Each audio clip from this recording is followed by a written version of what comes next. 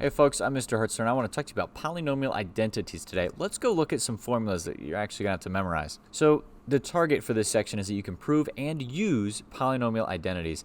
And then there's a lot of formulas here, or I call it vocabulary, but it's really just a bunch of formulas for you. The binomial theorem, it looks pretty complicated, but the main point here is this chunk. Binomial theorem is a fancy, easier way, if you believe it or not, of expanding this. So a plus b raised to the nth. I know you're probably thinking, but I already can just FOIL that.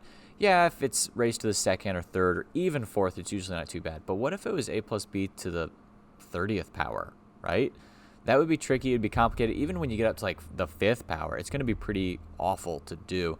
And this is a kind of a shortcut for that. And we'll use Pascal's triangle down in the bottom left to do that. This first row, we actually call our 0th row. Then the next one is our first, and then our second, and then this one here being our third, and then fourth, and then fifth, and so on. And you'll notice here, the second number in each of these rows is whichever exponent it is. So here it's 1, so it's our first row. Here it's a 2, 3. Down here it's a 7. So that last one there is our 7th. So if it was something like a plus b raised to the 7th power, that row is what I would use. And what I mean by how we'd use it is something you'll see in a second. So here are the formulas you must memorize. Some of these you already kind of know, and the other ones aren't that hard to build. So difference of squares, this is one you should have recognized. This is kind of connected to the conjugates from our imaginary numbers unit. So they're very closely tied. They're actually the same thing. So the difference of cubes here is just a nice, convenient way of factoring these cubes. You might have seen this one back in your Algebra 1 class. But again, it's just there. You have to memorize that one. Sum of squares. I know you can just FOIL this left side, right? A plus b squared. So a plus b times a plus b, and you get this side here. I get that. That's not extra special. But I just told you a second ago that anything like a plus b raised to that exponent, we can write out in the binomial theorem. Well, that's true. So let's build Pascal's triangle real quick. 1, 2, 1, 1, 3, 3, 1. I'm building this, by the way, by taking these two numbers, and it's going to build me that one.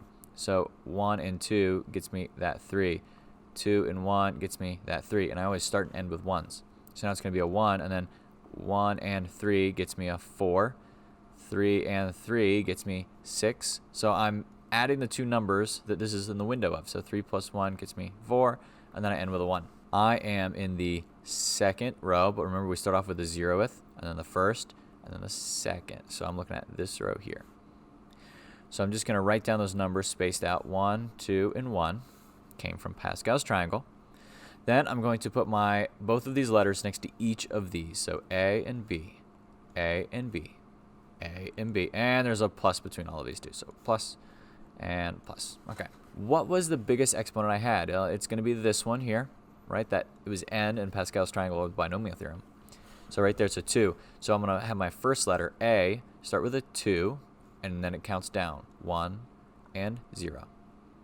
B, I'm going to do the opposite. I'm going to start off at 0, and I'm going to count up. 0, 1, and then 2. No matter what, both of those exponents should add together to get me that 2 right there. So 2 plus 0, 2, 1 and 1, 2, 0 and 2 is 2. Awesome. I can simplify this a little bit though, because anything to the 0 power is going to equal 1. So this is just 1 times a squared times a 1 plus 2 times a times b plus 1 times 1 times b squared. I can simplify this a little bit further, can't I? So this is just a squared plus 2ab plus 1 times 1 is just the b squared. So that is how I arrived at it using the binomial theorem for a plus b to the second power. Again, this particular case, that seems longer than just FOILing a plus b times a plus b, but we will get to ones with the exponents a lot larger than 2. You have to start small before you can get big, right? All right, let's go on and let's try some examples. So here I need to prove this identity. Well, to prove an identity, or to prove anything really, I have to show how this left side equals this right side. Sometimes they'll write left-hand side and right-hand side here. I'm not going to worry about that too much. I will, however, set these two things equal to each other with a question mark. So I'm going to put a question mark over my equals because I can't guarantee it yet. I have to prove this, so I can't assume that it's true. Okay? And then I have this side. Now what I'm going to do is distribute the right side. The left side is super simple already. There's not much I can do. So I'm going to try and simplify my right side and see if I can get it to look more like my left side. So I'm going to take my a value and multiply it to that entire chunk of parentheses. Then I'm going to take my b value and multiply it to the entire set of parentheses. Let's see how that looks. So now I'm going to actually take that a and distribute it to each of those three pieces, and the b and take it to each of those three pieces, and we'll see what things shake out to be. Now I can start going through and seeing if there's any like terms I can combine. And this is related to that last section we talked about. So go check out that video if you want to figure out how to add and subtract these things a little bit better or multiply them. So I have a b cubed and an a cubed, nothing else that have a cubes and b cubes in them. Okay. So here's an a squared with a b. Here's an a squared with a b, and that's a minus and a plus. So they actually cancel each other out right there. And then I have, oh, I actually forgot here, this a goes to that b squared, so there's actually an a right there. That's my bad. So I have a plus ab squared, and I have a minus ab squared. So those two are also going to cancel each other out, and I'm then just left with this a cubed plus this b cubed. Now I can in fact say that these two things are equivalent. So I no longer have a question mark, but I will put a little check mark there to say like, yep, I did it. I'm good. Awesome. Let's go on and check out the next one, folks. I'm going to use polynomial identities to multiply. So this one on the left, which one of those formulas does it kind of look like? 3x squared and 3x squared are the same.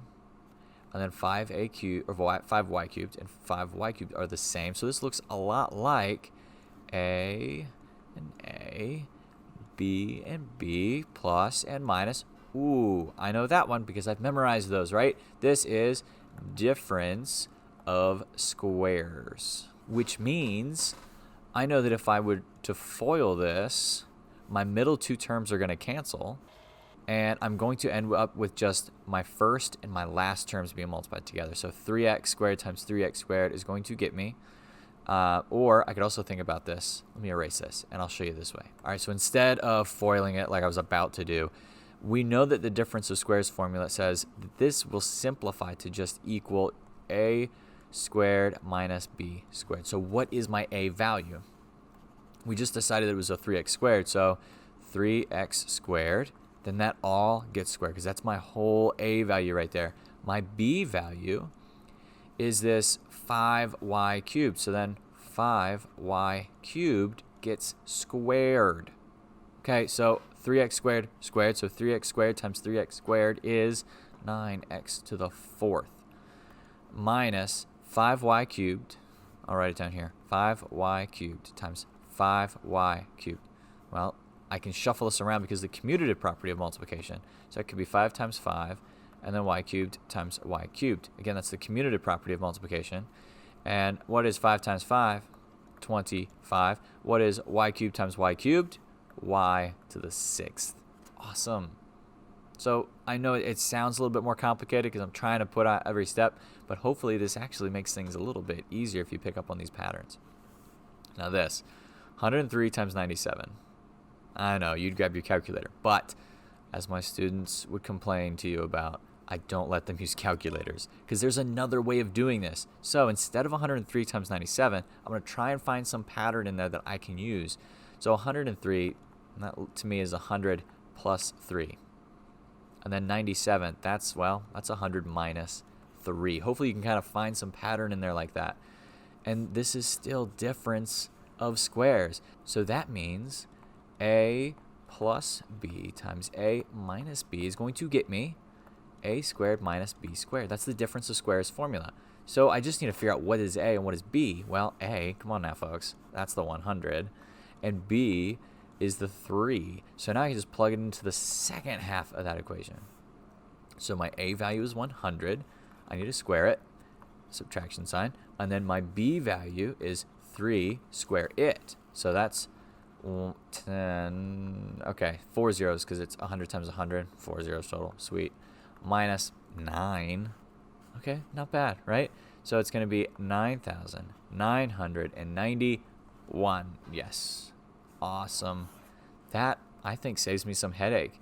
Sure, you can write it off to the side, do it the old school way, but, I mean, come on now. We all make mistakes there. Hopefully this can be a little bit more rock solid, and if nothing else, you look cool doing it. Let's go on to the next example. So here, I'm going to use polynomial identities to factor. This can be tricky, so you just go slow, take your time, and try not to break any weird rules while you're doing this. I have subtraction, so I'm going to mostly use those 4 formulas I talked to you about earlier that I told you to memorize.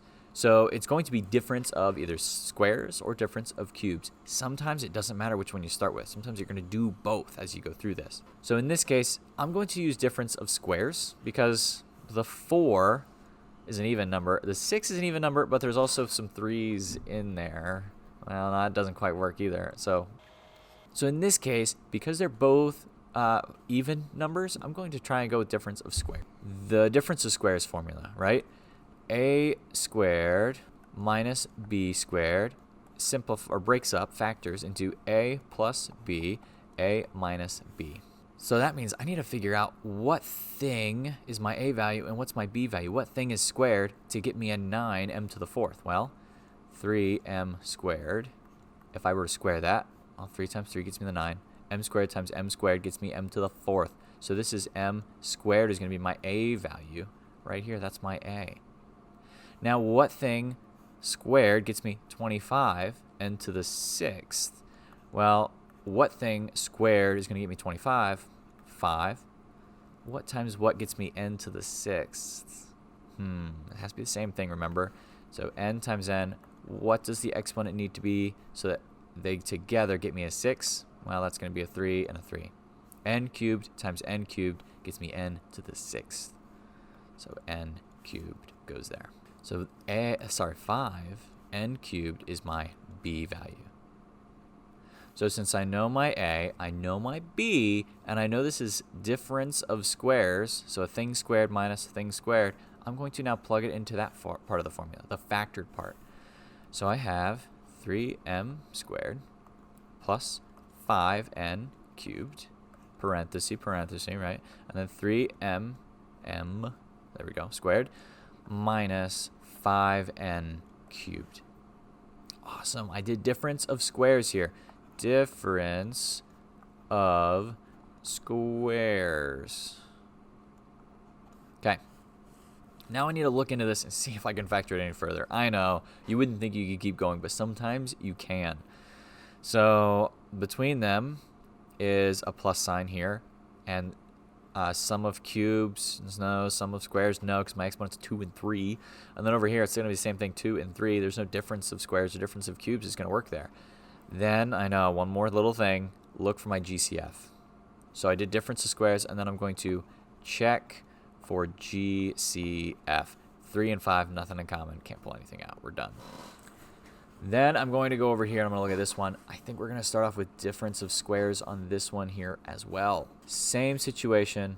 What thing squared is going to equal, and then I can factor it, right? The a plus b, a minus b. So how do I do this? Well, what thing squared gets me m to the 8th? Well, m to the 4th times m to the 4th gets me m to the 8th. I want to add up those exponents to get this one. Then, what thing squared gets me a 9? Well, that's 3, folks. Hopefully you're good there. And then what times what gets me n to the 10th?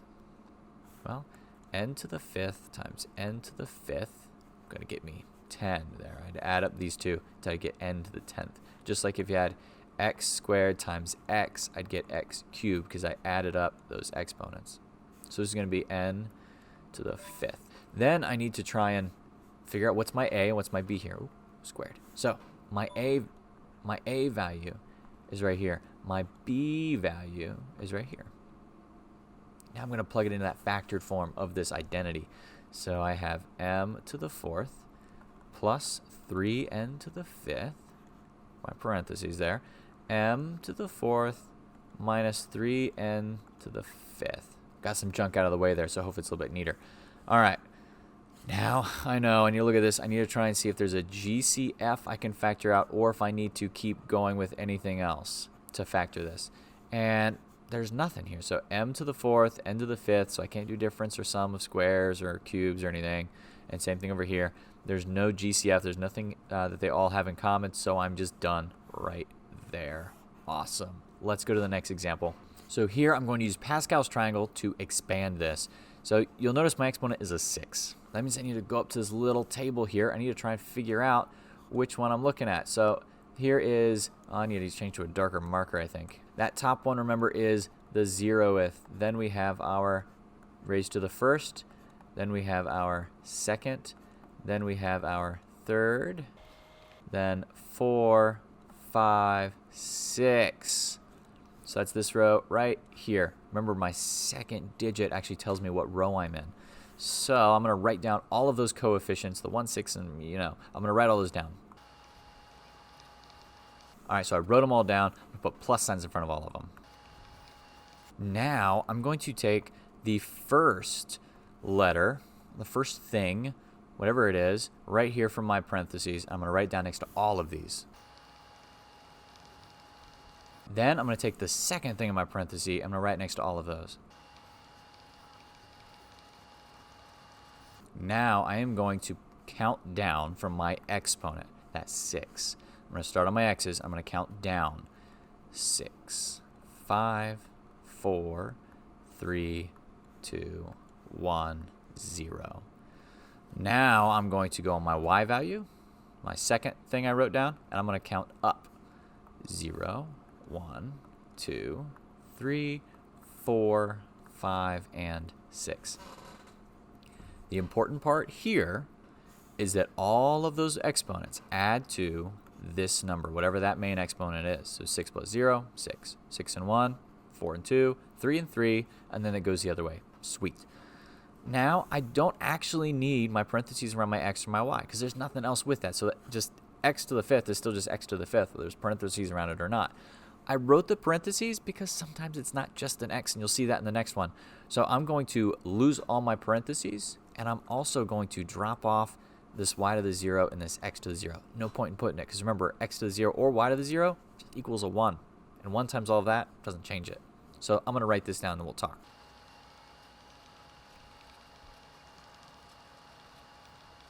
All right, so you'll notice a lot of symmetry in this. If I read it forwards or backwards, it looks almost the same, except my exponents are all swapped between the two things, right? But I still, because of how simple this one is, 6 is that exponent, 5 and 1 is still 6, 4 and 2, you get the idea. And I also dropped my 1s, right? I don't have to have 1 times stuff. It's assumed to be there. I don't have to write it. So this is how I would set up all of these. I would write down here in red, you see the stuff from Pascal's triangle. Then in pumpkin spice, you have the first thing in your parenthesis, whatever it is, whether it's 10x squared right there. I'm going to put it in the parentheses next to those coefficients. Then I'm going to take my second set in that big parenthesis there. I'm going to drop it down inside its own set of parentheses. So put it inside those parentheses, and you might have to use the exponents here to do some more simplifying, but in this case we didn't. You'll see it on the next one. But this is how I would set up every single one of these. All right, let's go on and let's do a slightly harder one. Okay, I told you slightly harder, but I saved you a little bit. We're only looking at the 4th row here. So I come over to my thing, and 4th row is that 4, right? Second term. So this is the row I'm working with. I am going to write down all of those coefficients. Okay, wrote them all down. Now, remember, I'm going to put this entire front thing and that entire next thing in their own sets of parentheses.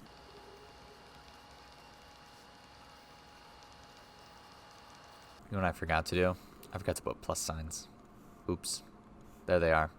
They're in there now. That one's a little squished, but you get the idea.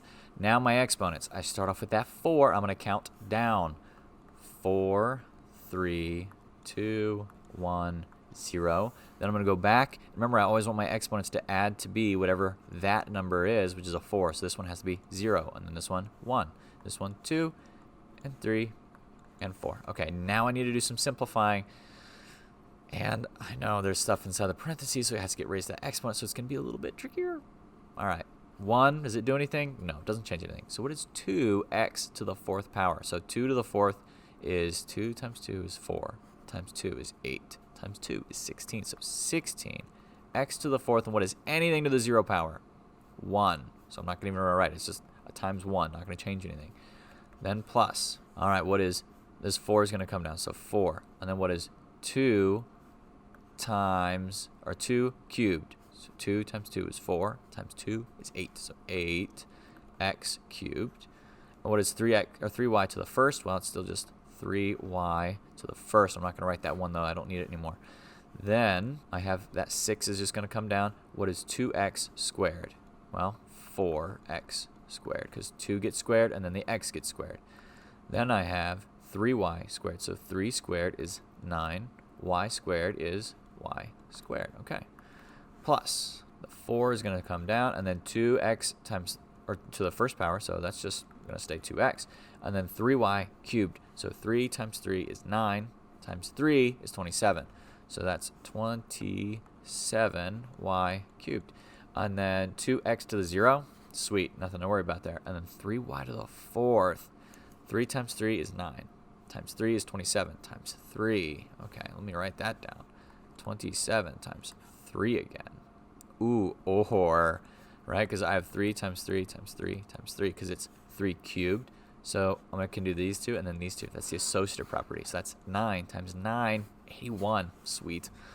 Ooh, I just forgot to change my color pen. So that's plus 2x to the 0. That's just a 1, so I'm not going to write it down. And then 3 to the 4th we just established was 81. And then there's y to the 4th. Awesome. It's more simplifying to do, though. I know. You're all stressing out. You're all yelling at me. I can hear it through the computer. 16x to the 4th. Nothing to simplify. 16x to the 4th. Cool. Now I need to do 4 times 8 times 3. All right, for the sake of saving all of us some time, that's just a 96. 96, and then there's x cubed, and then there's a y. Then I'm going to come over here. I'm going to multiply all of these coefficients. 6 times 4 times 9. And I get 216. And then there's x squared there. And then there's a y squared there. Okay.